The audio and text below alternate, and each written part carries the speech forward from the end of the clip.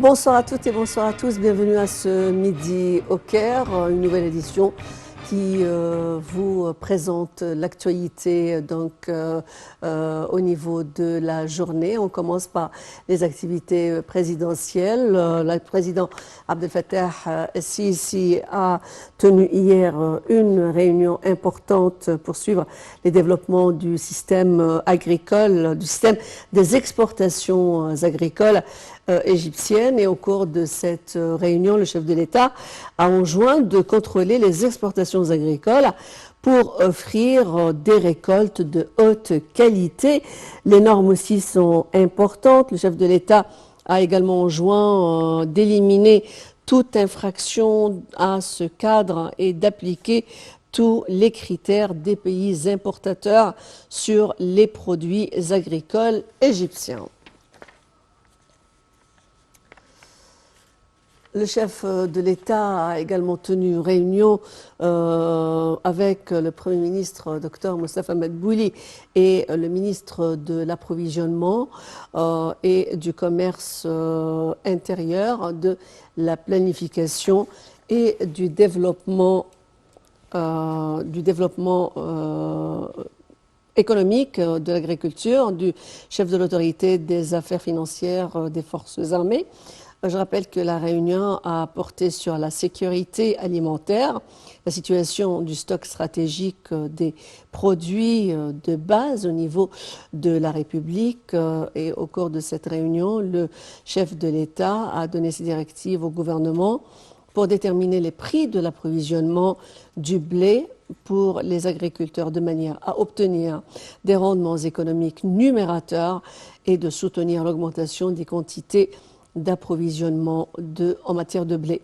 Également, le président Abdel Fattah el-Sisi a ordonné de maintenir la continuité du stock stratégique des principaux produits alimentaires, ainsi que de maximiser la valeur ajoutée du stockage des produits de la série de silos stratégiques qui ont été établis dans toute ou à travers toute la République.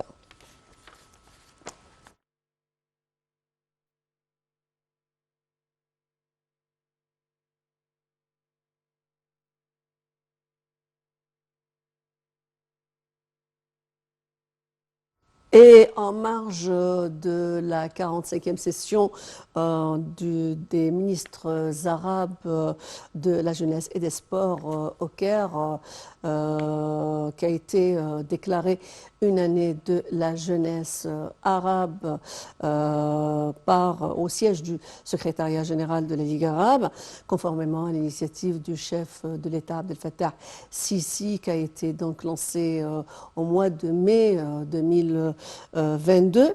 Et lors de son discours, le ministre de la jeunesse et du sport, Achraf Sobhi, a parlé aujourd'hui donc de la position avancée, justement de la vision et des possibilités qui sont offertes à la jeunesse. Tout de suite, Shahinaz Ismail nous parle amplement donc des critères et des perspectives de la jeunesse arabe après cette déclaration de l'année 2023, année de la jeunesse arabe.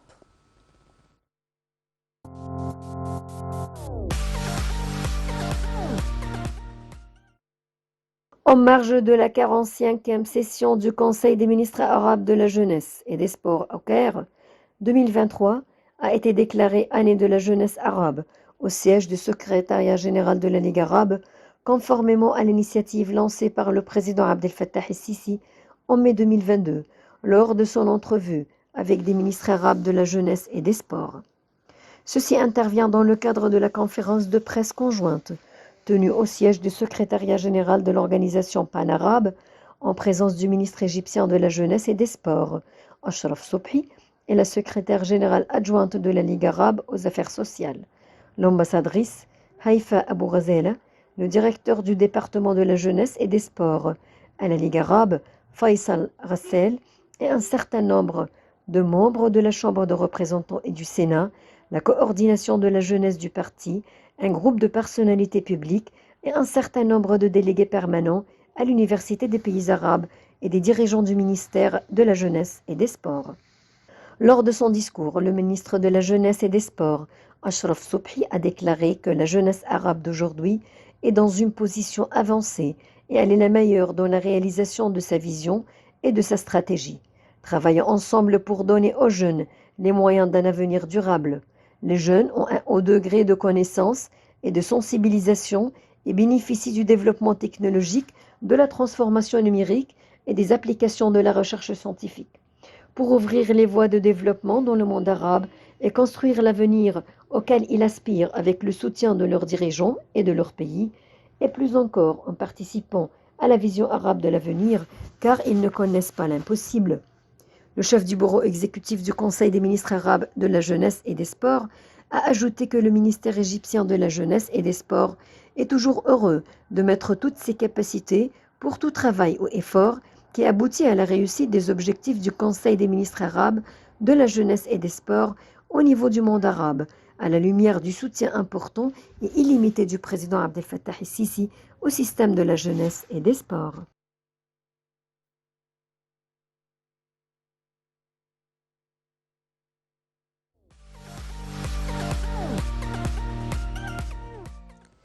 Et pour discuter amplement des perspectives de cette jeunesse arabe, au début de cette année 2023, quelles sont les possibilités, quelles sont donc aussi les questions qui sont soulevées par cette jeunesse, de quoi elle a besoin. Nous avons le plaisir d'avoir à bord, au bout du fil, Dr Anouar Maurice, professeur de philosophie à la faculté de Halouane. Bonjour et bonne année, Dr Anouar Maurice. Allô? Docteur Anouar.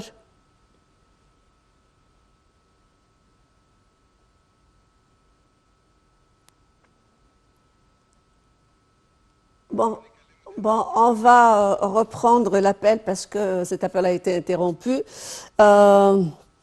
Je disais qu'on va retourner donc pour parler des perspectives de cette jeunesse du monde arabe et aussi comment ils se sont inspirés du modèle présenté, initié par le chef de l'État Abdel Fattah el-Sisi dans le mois ou au courant du mois de mai 2022. On passe à un autre sujet, on va revenir. Ça y est, on a rétabli l'appel. Alors, docteur Anouar Maurice, bonjour tout d'abord, bienvenue, bonne année, joyeuses fêtes. Bonjour à vous, spectateurs. Alors, j'espère que vous me recevez bien. C'est toujours un plaisir de vous avoir à bord. Alors, on parle de cette 45e session tenue au siège de la Ligue arabe qui a donc promulgué que l'année 2023 serait une année pour la jeunesse du monde arabe. Quelles sont les perspectives de cette jeunesse ? Bien sûr, après ce qui sévit sur le plan économique international, sur les crises qu'on connaît, que ce soit l'Ukraine, la Russie, mais aussi l'inflation, la crise économique. Quelles sont les possibilités qui sont offertes à cette jeunesse pour prendre les rênes des choses? D'abord, le plaisir pour moi d'être avec vous et dans votre mission. Et je salue vraiment cette décision de la Ligue arabe de consacrer cette année pour la jeunesse arabe, parce que ça symbolise une sorte de prise de conscience pour l'importance de la jeunesse dans l'avenir du monde arabe. Vous savez, une des raisons les plus importantes pour le printemps arabe, c'était cette impasse dans laquelle on coince les jeunesses. La société arabe était organisée de telle manière que rien n'a été prévu pour cette tranche d'âge entre 15 ans et 25 ans. Ni de bonne éducation convenable, ni de logement, ni de travail. Et c'est pour cela il faut vraiment, pour pouvoir insérer les jeunes dans la société, avoir une vision un peu plus loin, pour que la jeunesse puisse trouver sa place dans la société. Et je pense quand même consacrer cette année à la jeunesse, ce sera une occasion pour des réflexions, pour organiser des plannings et puis aussi pour des coordinations et des consultations entre les pays arabes. Et je sais bien quand même que la jeunesse maintenant, à travers le social media, il a des contacts partout dans le monde, mais on voulait privilégier quand même les échanges. plutôt physique et virtuelle entre les gens dans les pays arabes. Alors, on voit que la jeunesse, comme la jeunesse du monde, a ces problématiques. Comment vous voyez justement les questions qui puissent vraiment intéresser la jeunesse arabe actuellement? Je veux dire, quelles sont les préoccupations? Est-ce qu'on parle au niveau de l'emploi ou est-ce que c'est le fait d'être imprégné par un mode assez, comment dirais-je, je veux dire, être trop l'addiction aux médias, donc aux médias sociaux. Est-ce qu'on a d'autres problématiques qui concernent le sport, qui concernent la criminalité? Quelles sont les priorités d'après vous? Les priorités, je pense maintenant, les sociétés vivent, qui avancent. C'est une société qui libère des espaces pour que la jeunesse s'exprime. Et dans des domaines assez importants, c'est-à-dire la recherche scientifique, les inventions, la création artistique et littéraire. Et quand la jeunesse trouve sa place, et on sait même que toutes les révolutions scientifiques, artistiques et littéraires commencent toujours par les travaux des jeunesses. Donc ça c'est la première importante, on essaye de ouvrir la liberté d'expression devant la jeunesse. Deuxièmement, qu'ils doivent avoir des responsabilités assez jeunes. Parce que mettre les gens à côté pour qu'ils trouvent un emploi et travaillent à l'âge de 40 ans, on perd beaucoup de cette capacité d'invention et d'avant-garde. Donc il faut vraiment les insérer et les donner des responsabilités dès le début. Oui, alors pour la question par exemple de la culture, parce que la question de la culture, elle est quand même importante pour cette tranche d'âge, mais aussi cette population qui est peut-être le nombre est le plus élevé par rapport à d'autres tranches d'âge. Comment peut-on donc, je veux dire, faire évoluer le niveau culturel de ces jeunes? Ah oui, ça il faut qu'on prenne en compte une donnée qui n'existait pas avant. Par exemple, à l'époque de ma jeunesse, disons les années 70, l'État peut contrôler un petit peu la culture qu'on doit donner à la jeunesse, à travers les médias ou à travers les systèmes scolaires. Et on peut toujours interdire des livres, interdire des films, alors que maintenant on n'a pas ce contrôle, on n'a pas cette prise.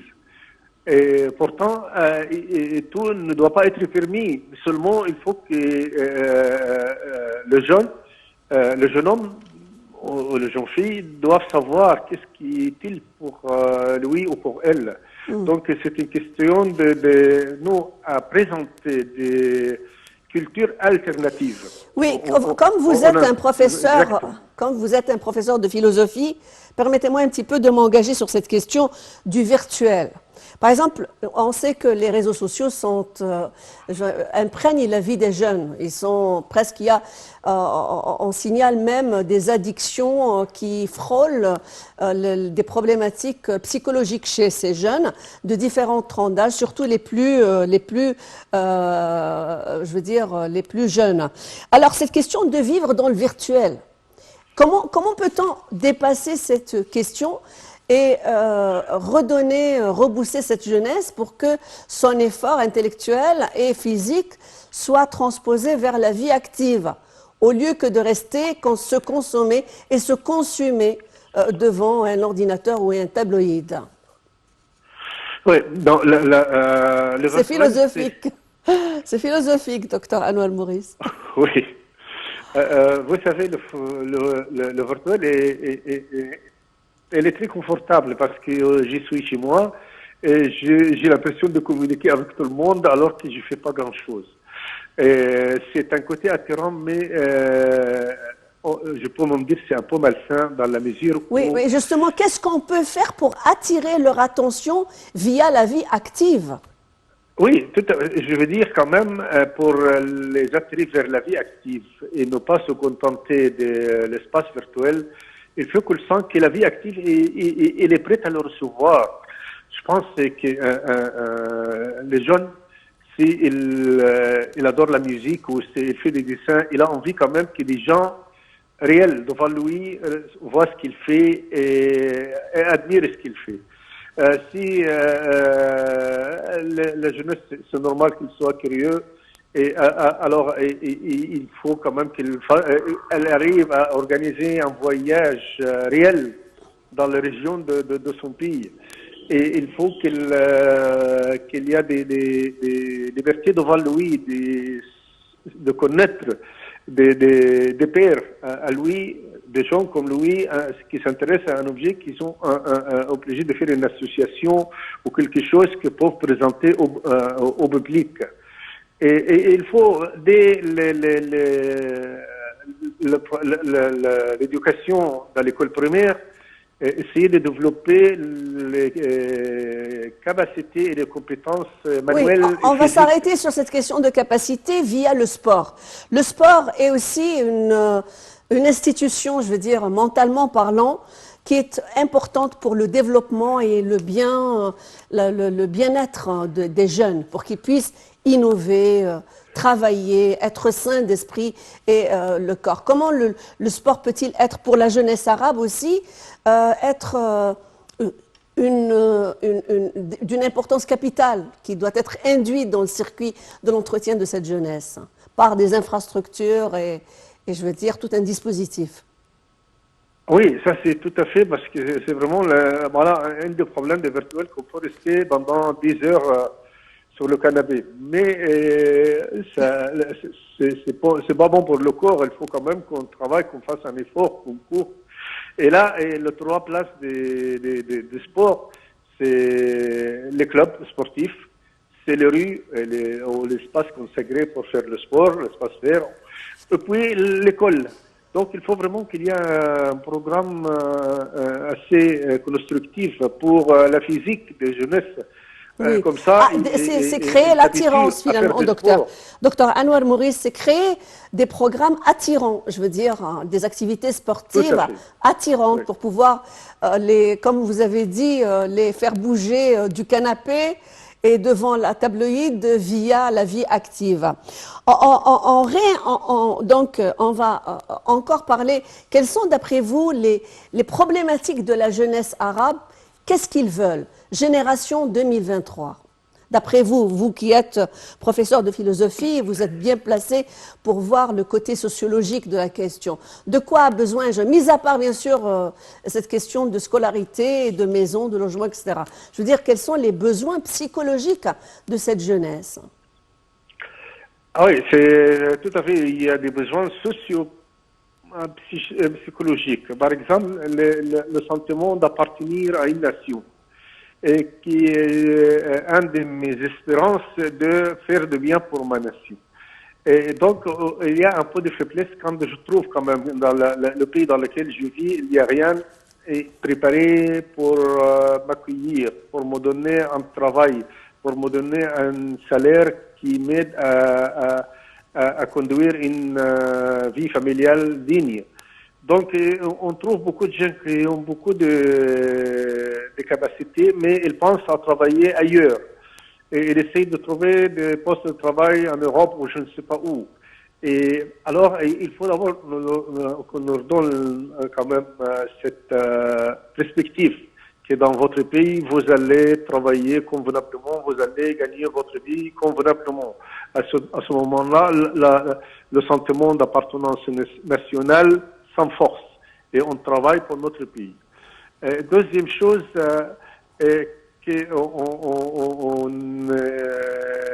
on essaie quand même d'être à l'écoute de la jeunesse. Et troisièmement, nous, un peu les gens un peu âgés ou d'autres générations, ils doivent accepter que les valeurs changent et que les jeunes d'aujourd'hui font des choses qui peut-être pendant notre jeunesse c'était mal vu, mais maintenant il faut les admettre.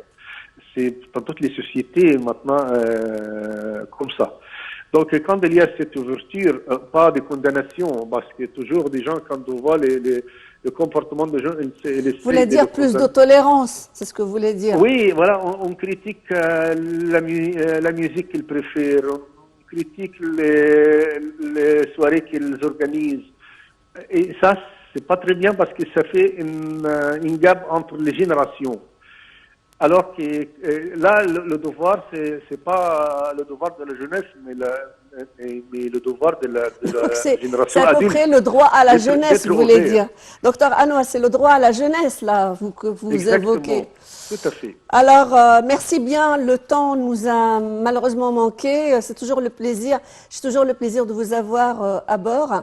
Docteur Anouar Maurice, professeur de philosophie à la faculté de Helwan. Merci bien de nous avoir accompagnés dans cette nouvelle édition de ce Midi au Caire. Madame, Monsieur, je vous remercie également à vous d'avoir été patient et l'information continue sur la TV internationale à suivre nos programmes et jusqu'à 13h avec Hani Farak tout de suite.